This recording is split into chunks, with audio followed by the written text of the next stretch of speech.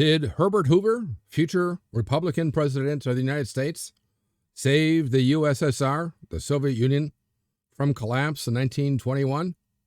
If so, what the heck was he thinking? What was the NEP?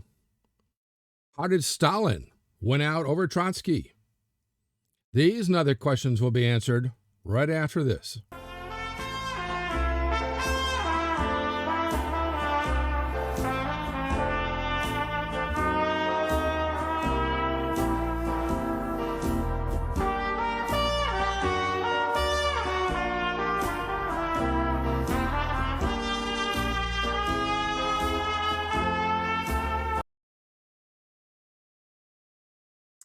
I'm Professor Jerome Arkenberg, and I've been teaching a wide variety of history courses at colleges across the country for the past 30 years.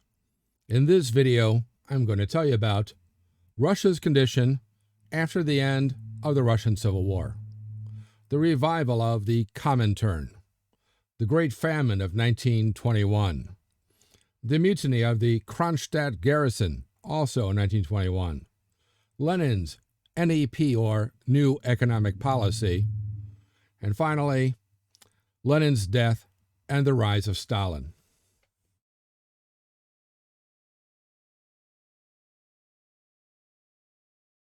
At the end, I'll have the wrap-up quote on this video.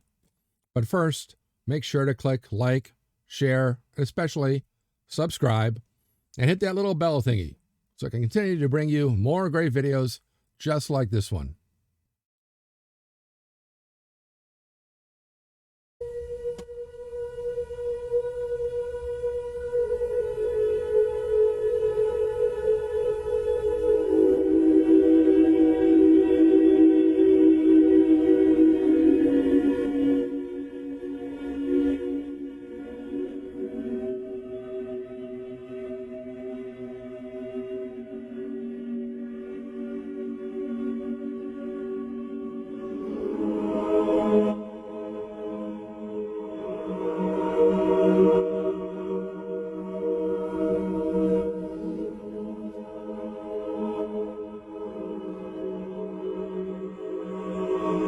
The problem which the Bolsheviks faced once the Russian Civil War ended was how to achieve their goal of socialism, the socialist workers' paradise, with a state that would wither away, as Karl Marx said it would, and a Russia which had not yet made it to the capitalist stage, and without the state would not even make it to the socialist workers' paradise.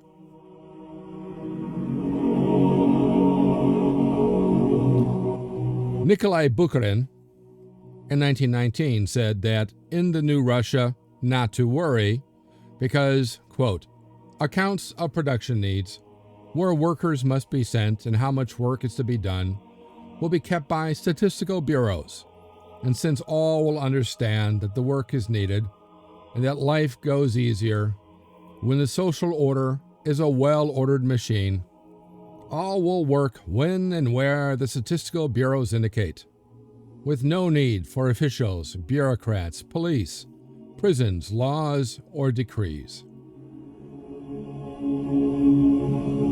To get to this point, Lenin's solution was, as Karl Marx suggested at the end of his life, the dictatorship of the proletariat, where the workers, led of course by the Communist Party, led of course by Lenin, and allied with the peasantry, would smash the bourgeoisie and institutions by violence, terror, and murder, and then smash the conservative peasantry too. But Trotsky inserted and said that while the peasants would be revolutionary, in order to get more land, they would reject any attempt to abolish private property and take it away from them, which he said was seen during war communism. So to save the revolution, the party would have to export it worldwide and eliminate any alternative to Marxist socialism. So turns out I believe that Trotsky was actually correct. I mean, one of the problems with the Soviet Union collapsing was they began to see that in the West, which is not using Marxist socialism, people's lives, even though the workers, were actually much better. Not that everyone was happy all the time, but generally speaking, was far happier. They had more stuff, certainly. And their economy worked far better. And so things began to fall apart in the Soviet Union. But Trotsky, of course, knew that if the rest of the world was made the same thing, so there was no alternative, all you knew around the entire world was Marxist socialism, everyone would work together because, of course, there's no alternative. Of course, this would assume that you could, in fact, force the rest of the world into Marxist socialism. But to that end, Lenin, in March of 1919, revived the Communist International, or the Comintern, appointing one of the key old Bolsheviks, shown here, Grigory Zinoviev, born in 1883 and actually shot in 1936, to head it. And the Comintern claimed the right to decide which parties around the world could call themselves communist and socialist. And then when they did, they had to follow orders from Moscow, which only weakened socialism abroad because many who might otherwise be attracted to socialism certainly didn't want to be ordered about by Russia, especially not Lenin. So, in fact, the international communist movement actually contributed to the rise of fascism. Now, in Russia, by the end of the Civil War, iron production was only 20% and coal but 3% of 1913 levels. Most of the railroad cars, locomotives, stock, and bridges, and the rails themselves and the ties had been destroyed. Towns were hungry and half empty. Prices were, get this, 100 million% of 1913 levels. Gangs of homeless children roamed the countryside. 2 million of the intelligentsia had fled, which include many of the engineer class, those who knew how to organize and run the machines.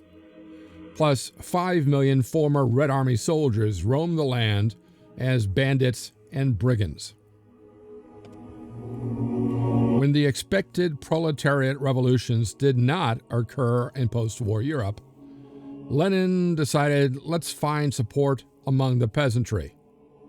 But as Trotsky had said, war communism had alienated them, and serious peasant risings took place in Ukraine and Tambov.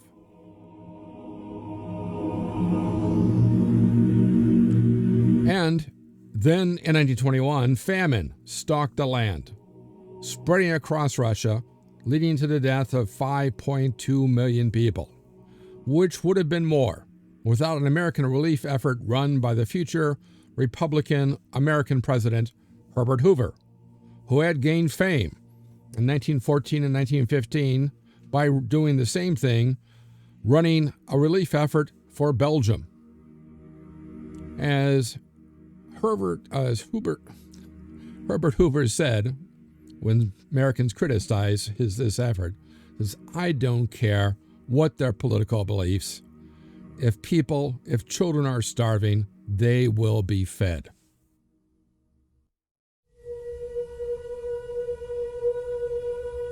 The most serious blow to Bolshevik rule was the rising of the Kronstadt Garrison. Heroes of the revolution, they now repudiated the Bolsheviks in favor of a true Soviet Republic of Workers and Peasants.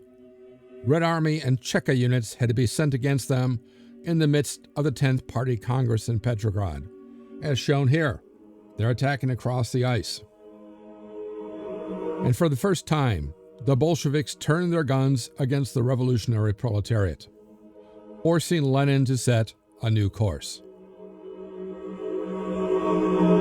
This was the NEP, or New Economic Policy, a temporary measure for economic recovery, in which most restrictions on private property, farming, and commerce were lifted, and the Cheka Red Terror ended. By 1927, both farming and industry were once more at pre-war levels. Yes, it turns out private property, capitalism, did actually work. But the NEP worried Lenin and the Bolsheviks, as they knew that, historically, revolutions had their reactions, when a dictator would lead the revolution backward. For example, Cromwell in the English Revolution, Napoleon in the French Revolution.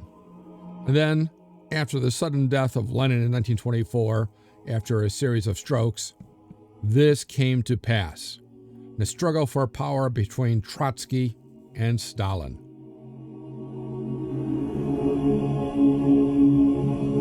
Out of the Civil War had emerged a huge, self-serving bureaucracy, contradicting the Marxist doctrine that the state would wither away.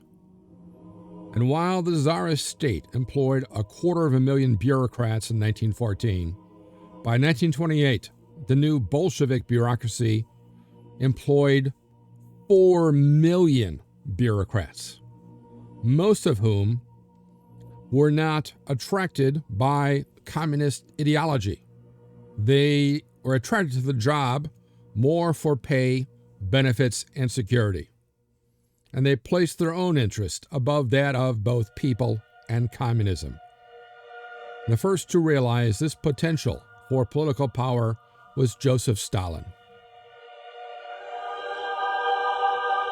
Joseph Jugashvili, born in 1879, died in 1953, who called himself Stalin, was a Georgian who had gained Lenin's devotion by his loyalty and outstanding administrative skills, never questioning Lenin's judgment while building, as General Party Secretary, a bureaucratic army loyal only to Stalin, which became the key to his success in the power struggle that followed Lenin's death in 1924.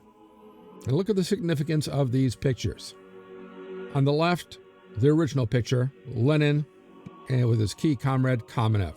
On the right, a regular picture of Stalin.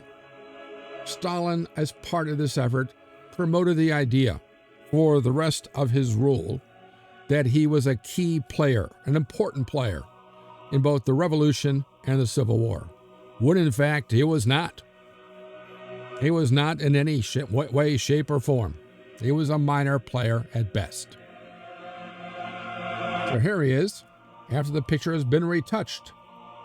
Now he's sort of good buddies with Lenin, sitting right next to him. Stalin created the Nomenklatura, a communist elite, rewarded with special privileges such as special food stores, hospitals, resorts, tailors, cemeteries, and dachas in the countryside, all of which ensured communist rule until 1991, but also ensured that the communist ideal of social equality remained an empty slogan. Stalin, who denied that Trotsky's theory of permanent revolution could save the Bolshevik Revolution by exporting it worldwide and giving both peasantry and proletariat no other alternative, came up with his own theory, which he called the theory of socialism in one country, which would work by modernizing and industrializing the country without worrying about what the rest of the world was doing, but walling off Russia from the rest of the world, so that the Russian proletariat and peasantry would have no idea what the rest of the world was doing, much less perhaps that the rest of the world was doing much better than the rest of Russia.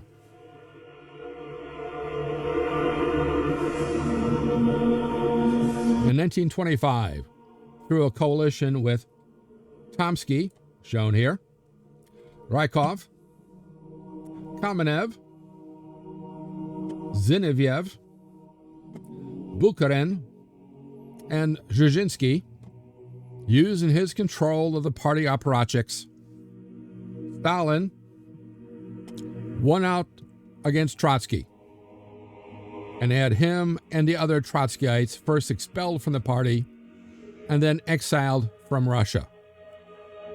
Not shot, not imprisoned, really afraid. Afraid the Trotskyites were too numerous, too powerful, and simply killing him would not have worked to Stalin's benefit. Not yet, anyway.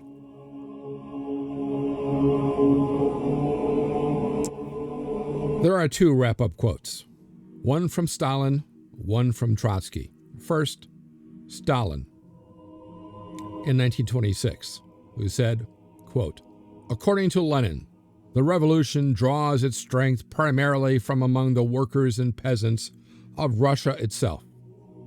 According to Trotsky, the necessary strength can be found only, quote, in the arena of the world proletarian revolution," unquote. But what if the world revolution is fated to arrive with some delay? Is there any ray of hope for our revolution? Trotsky offers no ray of hope. According to Trotsky, there is but one prospect left for our revolution: to vegetate in its own contradictions and rot away while waiting for the world revolution. Trotsky's permanent revolution is a negation of Lenin's theory of the proletariat revolution. Stalin, 1926. Second quote. The attempt by Stalin to confine the application of the theory of socialism in one country exclusively to Russia, because of its vastness and natural resources, does not improve matters, but only makes them worse. The break with the internationalist position always and invariably leads to national messianism, to attributing special superiorities and qualities to one's country and to one's country's leader, which would allegedly permit it to play a role to which other countries cannot attain. Trotsky, 1927. Let me know what you think of this quote in the comments section below. Also, what you liked about this video and what other historical topics or subjects you'd like to see in future videos. Be sure to click like, share, and especially subscribe, as it will help me bring you more great videos, and click on that little bell thingy so you'll know when the next History Waits for No One video is posted. If you want to know more, there are recommended studies on this topic in the description below, along with other ways to connect with me. Thanks for watching, and I'll see you in the past.